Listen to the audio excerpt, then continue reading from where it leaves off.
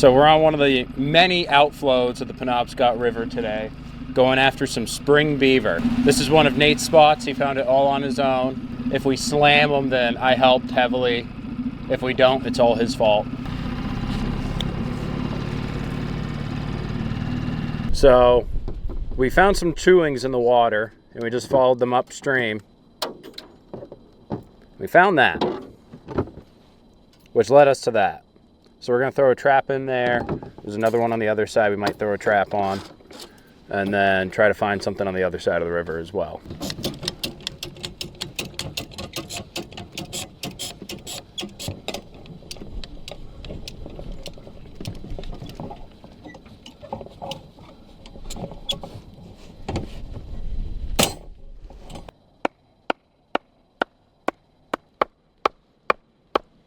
Yeah, that should be good. You want a little scent? I was thinking about it. Sweet Beaver?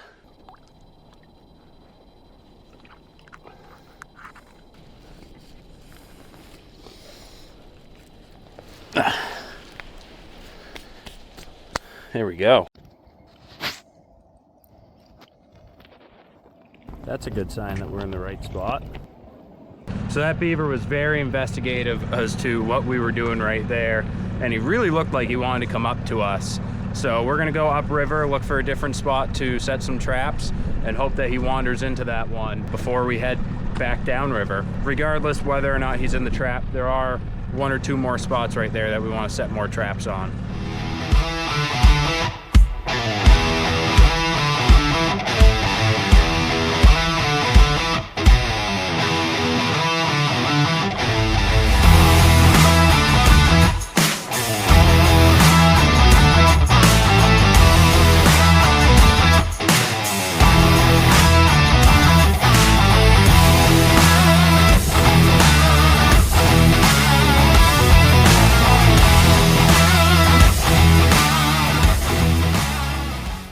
All right, so we got all the traps set. Now we're gonna head back to the truck and let these soak for a couple days, and Nate will bring a camera out and film the next trap check. Nolan's busy today, so I'm out here checking him alone. Doesn't go as fast, isn't quite as stable, but I can't do the boat by myself. Getting up on the roof's not easy, so the canoe's a lot easier, and it works just as good. Got the motor started. Totally forgot to turn on the fuel switch, so I thought it wasn't starting. As soon as it had fuel in the motor, it started up first pull. So it took me about 5 minutes to figure it out, which is probably 5 minutes too long, but you live and you learn. Alrighty, so we're at our first spot. There's 4 traps here. We'll go and take a look at them, see if any are sprung, if there's any beaver in them, or there's nothing in them, and we just let them sit. The spot that yesterday we had that beaver come up and start smacking his tail at us, getting all angry that we're up in his spot. Right about here is where there was one. Down in there, not sure if you guys can see it, but there is a beaver down in there. That white spot is kind of his face. So we'll go in. Well, we know he's there. I'll go check the last one, see if we got anything else on that one, and then we'll come back and take care of him and reset that trap. Oh, and look right at this one. So that's like an old caster mound. That stick is where the beaver scent was, but we had a misfire. You can see the trap went off. There's no beaver in there. I'm not seeing any signs of injury or anything around. I don't see any more beaver. But actually, as you can see right across there, this same beaver just made another caster mound. That wasn't there yesterday. Caster mounds are how these beavers mark their territory, essentially. The big dominant beavers will lay out those piles of mud, and they have a special gland called a caster gland that they release on top of it. It lets everybody know, hey, I'm the big beaver. You can see there was another old caster mound right there. They just basically take a big pile of mud, stink it up. You can actually smell it. I know you can't smell it on the camera, but as I'm out here, I can smell the caster. It kind of smells vanilla-y.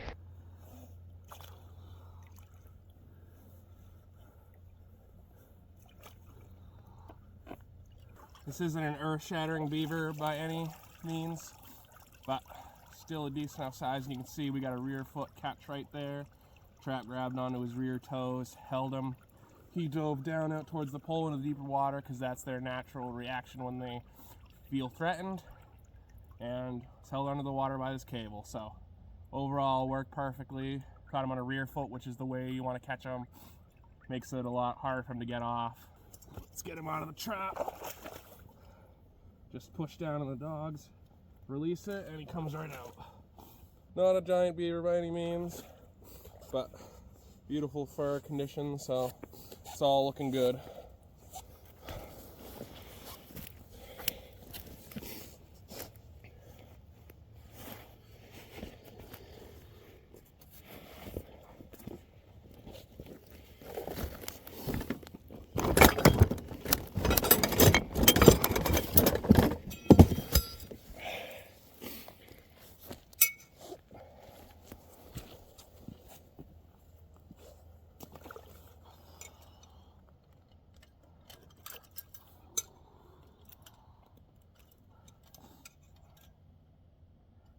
Now I'm just resetting this trap. We saw a bigger beaver in here the other day. He certainly wasn't the biggest one, so we're gonna go after a bigger one. So I'll reset this trap.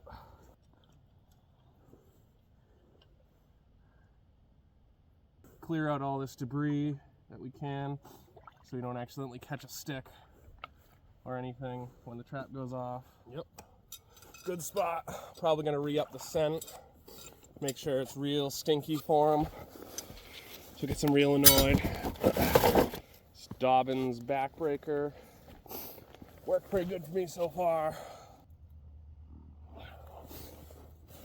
Now that one's reset. Gonna head back down and reset the other one that we missed that beaver on. Misses happen, but we might adjust the trap slightly to the one side or the other. Could have been caught on his stomach. That's how we missed him. Hard telling, not knowing, but we'll reset and keep fishing, keep trapping. So I got that other one reset. You can see the traps right there. So I'm not sure if you can see it, but right out in here, there's a channel and it follows it down towards that pole right there. They kind of hug right along that grass line, on the inside and the outside. They come up in here. It's a bunch of castor mounds and such. Where we're using scent, I'm thinking they're going to be coming from the lodge over there, and they're going to be cruising the river out here. They're going to smell that whenever they get downwind. So they're going to come in and investigate. Highly unlikely they're going to be coming from this direction, from out of the trees, to come investigate. When they're out here, they're kind of eating. When they're in the river, they're cruising, doing all sorts of beaver things. So a little trick that I'm trying is just using this stick right here, this big birch tree that they had chewed on, to divert the beaver into the trap, right? So the scent pile's right here. So he's gonna wanna come up right to the scent pile. But it's slightly inconvenient for him to come up over this log, and instead he's gonna come down through this channel, and then where that log's positioned, it's gonna force him over onto this trap, so that way he touches it. So this kind of cuts off him coming up from over on this side, where we don't want him going, because beavers are kind of lazy. They're going to take the path of least resistance. They're not going to climb over things. They might dive under things, but they're less likely to climb over things. So if we can keep him from having to climb over that, make it just so he sets his paws down right there while he's investigating who left his caster here, we should be golden. Beaver we got a beautiful and a red tinge to his coat. Probably 10 to 15 pound beaver, nothing crazy. We've seen beavers upwards of 50 plus pounds in this area, so hopefully we get some bigger ones, more pelt to work with, more meat, higher value, but still a good beaver for the end of the season. Alrighty, we set a grand total of 6 traps out here, 4 at one lodge, 2 at another. We had 1 successful catch, we had 1 misfire, either caught the belly or missed the foot, or the beaver got out somehow. And then 4 that didn't have any. Signs still here. These are still very much active lodges. We got a little bit over 2 weeks left in the season, so hopefully we can get a couple more out of there. Anyways, that's that for today. We're going to check traps. Nate checked them a couple days ago, and we had 1. So hopefully we can get a couple more today.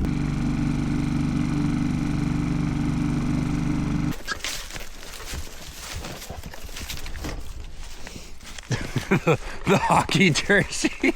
It was the only long sleeve thing I had in my car. The sweatshirt I was wearing last time, I, believe it or not, soaked it when I decided not to wear gloves. And then the water was up to my shoulder, not up to my elbow as I had planned with my glove placement or my sweatshirt pulling up in, you know. He's gonna be 30 pounds at least, I bet. It's gonna be easier for parties. Oh yeah. It's a big old beef. What you can see here, he came up with smelling that scent that's kind of tucked up underneath that bank. And we had our trap perfectly set. So he stepped right on that pan on his back foot, caught him right on the ankle. It's perfect. You can see his foot's right on that pan. He's quite a hefty boy, so get him out of here. Yeah, he's a big old boy. Oh, he's fat. Nose to tail, he's above my waist from the ground, so that's a good sized beaver right there. Beautiful pelt on him. I don't know if they care about the colors, but I think the red ones are quite nice looking.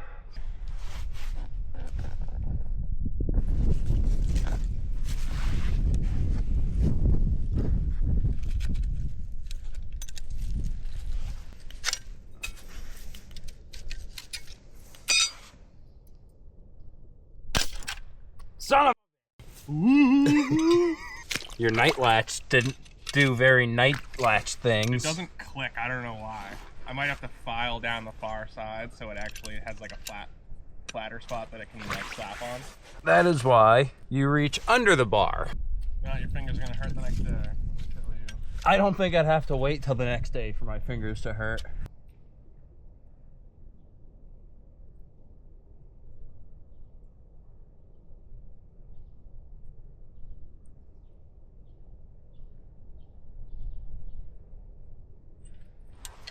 Ah! The rest of the traps had nothing in them, so we decided to pull them so we could put them on a different river.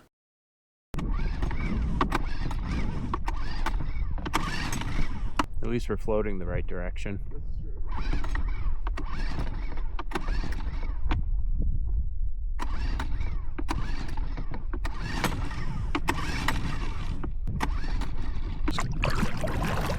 No neutral on this motor, so we got to make sure we're pointed in the right direction.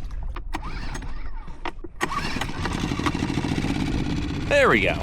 Thank you guys for watching. We got more trapping videos coming up as we can make them. We're coming into fishing season, so we're gonna have a bunch of fishing videos this summer. And then bear trapping, bear hunting, deer hunting, everything. So make sure you guys subscribe and hit the notification bell so that way you can see more of that. Otherwise, thank you for watching Rookie Season.